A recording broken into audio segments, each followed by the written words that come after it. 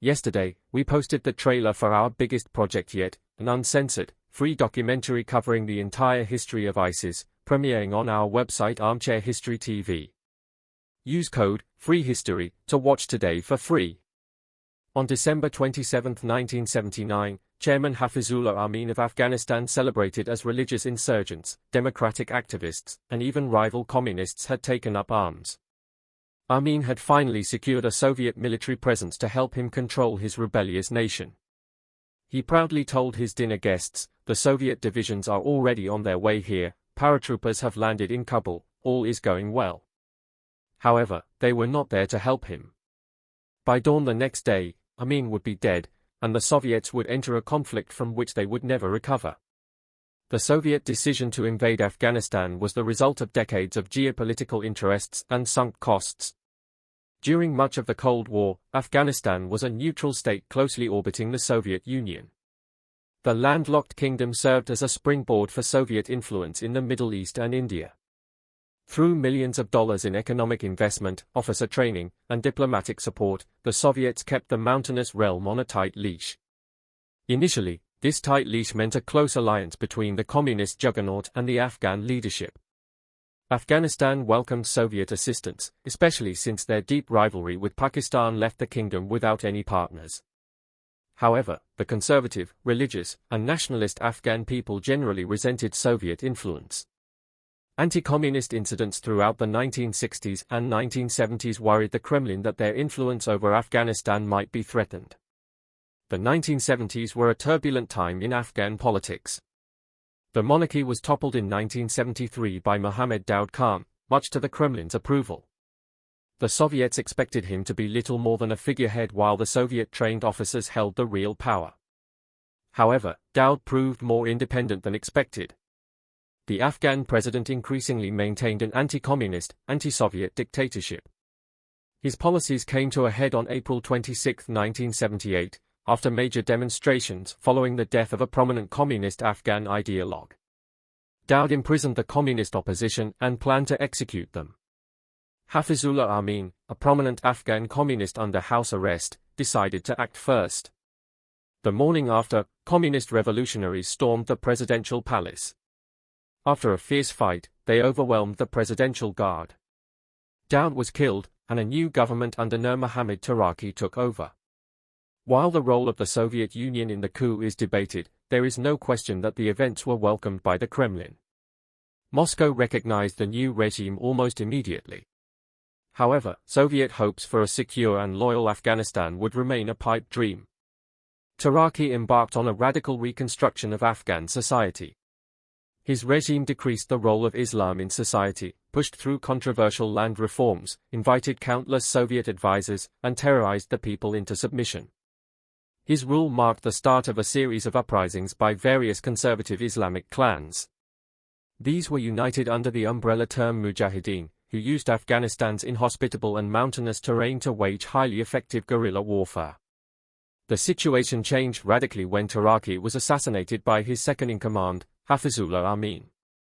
Although Amin repeatedly professed his love and loyalty to the Kremlin, Moscow saw him as incapable at best and treacherous at worst. Within 2 months of his rise, the Politburo decided direct intervention was needed to secure Soviet interests in Afghanistan. The Politburo had been divided on actual military intervention, but the KGB was adamant that Amin was a threat to Soviet interests. The plan was to replace Amin with their puppet Babrak Karmal. To facilitate the transition, 80,000 soldiers, 1,800 tanks, and 2,000 armored vehicles would enter Afghanistan. By December 17, Leonid Brezhnev had signed the invasion decree. By the time of the invasion order, Soviet troops and operatives had already permeated the Afghan army. Soviet advisors were everywhere in Afghan command. A month earlier, Soviet forces disguised as Afghans had been incorporated into the presidential security forces. Soviet regiments had also assured access to several key roads, notably the road between Kabul and Soviet territory. On the night of Christmas Eve, the Soviet 40th Army started its first incursion into Afghanistan. As soldiers crossed into the north of the country, Soviet technicians and advisors within the Afghan army sabotaged and organized the Afghan response. 2 days later, the coup to overthrow Armin began, codenamed Operation Storm 333. The goals were to take the Taj Palace and kill Armin, occupy various key government buildings, and block the Afghan army from reinforcing Kabul. The Soviets dispatched 13 groups for these objectives, which were a mix of Spetsnaz, paratroopers, and Afghan collaborators. The Afghans had reinforced the palace earlier. Botched plans to poison Armin had put the defense on high alert. In total, the Afghans had around 2,500 forces present. Nonetheless, the defenses were quickly overwhelmed. After a short but fierce battle lasting no longer than 45 minutes, Soviet forces entered the palace, systematically cleared its rooms, and killed Armin. That same night, Karmel was flown in. The operation had left 300 Afghan soldiers killed and thousands surrendering, at the cost of 15 operatives killed. The Soviets were now in complete control of Kabul. Operation Storm 333 marked the start of the occupation of Afghanistan. The invasion followed 2 main land routes and 1 air corridor. The Red Army quickly took core strategic targets like cities and military strongpoints, but failed to deal with the Mujahideen in the countryside. The Soviet army lacked a strategy to fight the guerrilla war, meaning the occupation quickly devolved into a pattern. The Soviets held the major cities while the opposition held sway in the remote Afghan countryside. The Mujahideen resistance was one of several problems the Soviets faced in Afghanistan. While they expected to be hailed as liberators, the Soviets achieved little but to unite the Afghan people against them. Karmel's armed forces proved untrustworthy and inefficient, forcing the Soviet army to deal with mutinies and uprisings. What started as a simple supportive action to facilitate a coup became a long-term occupation, provoking unrest and international condemnation. Content creation can be hard to streamline, especially animated content. Finding an efficient way to turn scripts and storyboards into illustrations and animated scenes was a huge challenge for me early on, but I was able to find effective ways to streamline my process. Now, I'm able to put out new videos each week instead of one a month. If you sell merchandise, streamlining fulfillment can be similarly challenging, and those of you who run an e-commerce business already know shipping consumes valuable time and resources. That's why I want to thank the sponsor of today's video, ShipStation, a multi-carrier shipping solution that integrates wherever you sell online, streamlining your workflow so that your business can grow even when you're on summer vacation. I'm especially impressed with ShipStation's easy-to-use dashboard, which makes managing orders, label printing, reporting, and customer service a breeze, as well as the ability to effortlessly import orders from everywhere merchandise is sold online, with shipping configurations that are automatically applied. Scale your business, reduce warehouse costs, and save thousands on shipping through reliable enterprise solutions and discounts up to 89% off UPS, DHL Express, and USPS rates. Work less and ship more with ShipStation, the innovative tool that helps turn your shipping challenges into opportunities for growth. Go to shipstation.com/armchair to sign up for your free 60-day trial. That's shipstation.com/armchair. Internationally, Moscow stood alone. The United Nations overwhelmingly condemned the invasion, and the United States imposed a trade embargo on various Soviet products, led by a boycott of the 1980 Olympic Games in Moscow and a standstill on the SALT II treaty in the Senate. China and many Arab countries condemned the Soviet invasion, demanding the immediate withdrawal of Soviet troops.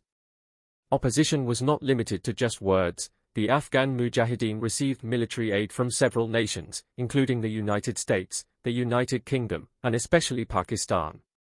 By 1980, the failure of the Soviet plan was evident. While the Soviets controlled cities and major roads, about 85% of Afghanistan was under the control of the guerrilla fighters of the Mujahideen. Attacks in the mountainous Afghan hinterlands failed to yield any results, and the Soviets increasingly played a defensive role, brutally suppressing anti-Soviet activity in the areas under their control. The Red Army and their Afghan allies violently quashed protests like the Three Hoot Uprising in February 1980 and student demonstrations 2 months later, killing around 800 people and arresting up to 7,000. Adding to Soviet pressure were the Mujahideen, who constantly disrupted supply lines into Soviet-controlled cities. The Kremlin hoped these challenges would be addressed by Babrak Karmel's troops, who consistently proved incapable of dealing with the situation. This forced the Soviets to commit more troops and resources, particularly to secure the road between Kabul and the Soviet border. This road passed through the Panjshir Valley, where warlord Ahmed Shah Massoud permanently threatened Red Army logistics. The Soviets launched 9 offensives to dislodge him, but the guerrillas used the terrain to foil these attempts. The Mujahideen also received considerable international assistance. Over 6 years, the CIA funneled $3.2 billion worth of weapons, economic assistance, and military training to the Mujahideen and their Pakistani allies. This included surface-to-air missiles that challenged Soviet air dominance. Pakistan played a major role, serving as a key ally, financier, and operational base for the Mujahideen. Britain's MI6 was also deeply involved, assisting Massoud in the Panjshir Valley with high-tech equipment and providing training to Mujahideen forces through its office in Islamabad. Both sides employed brutal tactics, including the Soviets' use of chemical weapons, strikes against civilian targets, and massacres of civilians suspected of sabotage, and various Mujahideen factions engaging in extreme torture. By the end of 1985, over 4 million Afghans had fled the country. These ruthless measures did little to end the war in either side's favor. The Soviets were increasingly drawn into an unwinnable conflict, and the new Secretary-General Mikhail Gorbachev recognized the need for an exit strategy. Under his leadership, the Soviets sought a gradual withdrawal while strengthening the communist regime enough to survive on its own.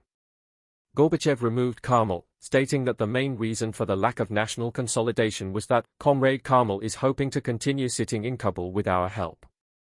He was replaced by Mohammad Najibullah, who attempted to reunite the country by releasing prisoners, legalizing political parties, and positioning Islam as a unifying factor. However, mistrust toward the government persisted. Alongside the change in leadership, the Soviet Union gradually distanced itself from military activities in Afghanistan, growing the Afghan army and restricting Soviet activities to assisting roles. Although the army grew rapidly, it suffered a 10% annual desertion rate, and new attacks against the Mujahideen failed to achieve concrete results.